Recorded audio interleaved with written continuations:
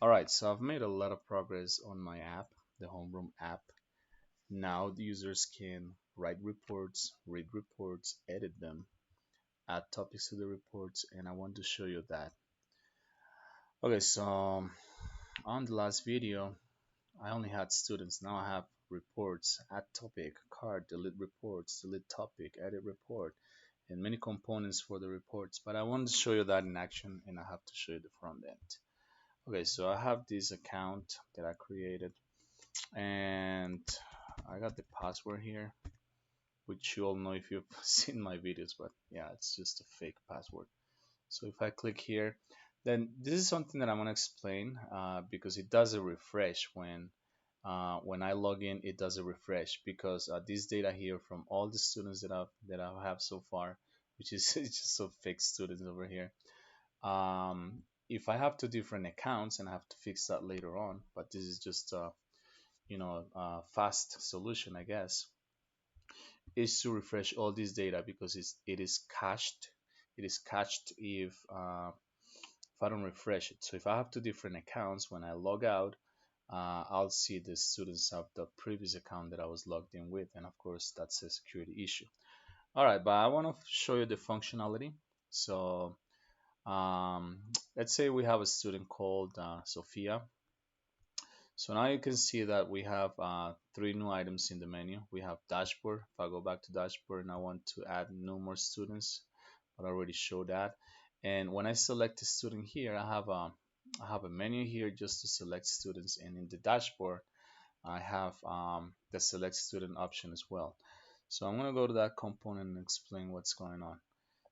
So we have a dashboard here, and this dashboard has a menu because all components have a menu here in the app.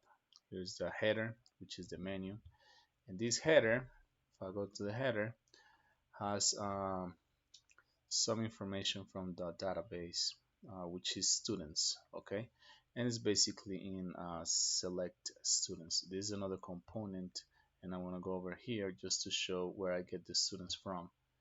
Here it is. So this is the select students component, and I'm loading some students here from this use read students query hook that I built using Redux.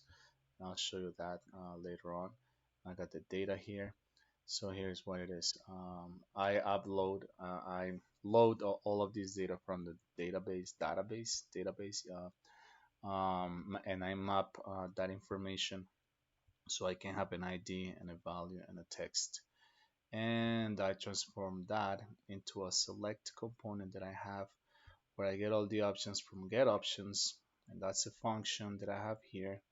Those get options are mapping the students with this function over here, and it's saying if I have a student ID, then I'm going to return select the student option and the student's data. And this select student option, let me just go and see where it is, has fake data here, ID of 0 in value, and just this text select student, which is this one over here.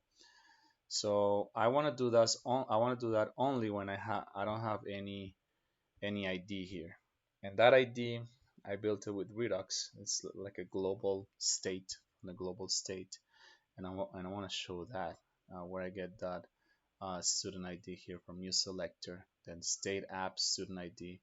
So if there's an ID here, if there's no ID here, then I get to choose. I get the option select student. But if there is an ID, which is this one over here, for example, student ID 103, I don't get any select student because I'm already selecting the student, so I don't need that option there, which is not going to do anything. Okay, so I want to show where I get that global state from. So I go to the Redux store, and I got an application slice over here, which is going to take care of all the applications data, the global state. So app slice, actually that's not it, that's built-in code, source code, which is over here. It's gonna set the student ID. It has some dispatch actions here, set student ID. state that student ID equals action payload. It's actually something I learned some months ago, like how this violates some of the principles of functional programming. But they just do it with a plugin or something that they use because you're not supposed to change state this way. But in Redux, you do it just for to make it easier, I guess.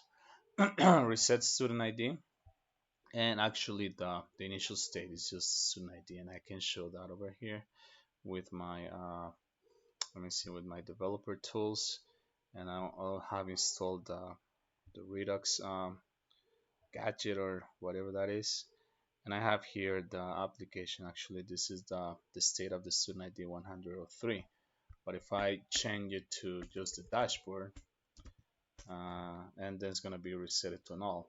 If I change, here's the data over here. If I go to Pedro, it's gonna change the student ID to 108, and this is actually the global state, which is pretty cool concept. All right, where you can handle all the applications data. So let's just make this a little bit smaller, hide it a little bit. Pedro has nothing here, but I'll write some reports for Pedro later on. So that means that this state is actually controlling this and what is that? Those are selection of students. And actually, that was pretty hard for me at the beginning because I didn't find a way to, like just to go from one student to another student without having many buttons here, but instead just having options is really cool. I learned that along the way. All right, so let's go back to select student. Where is it? Let me see in the header. Select students over here, and that means that if when I'm getting the options, actually this is mapping the data, but it's saying, let me just go where it's saying to get the options, get options. Actually, here it is. If I have a student ID, this is going to return the student's data like this. Student's data is going to be select student option, which is over here.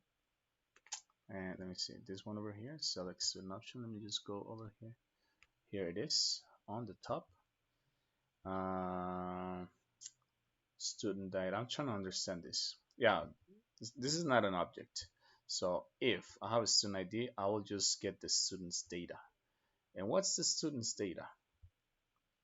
Oh, here it is, just mapping the students with these values, ID, value, and text just from the database.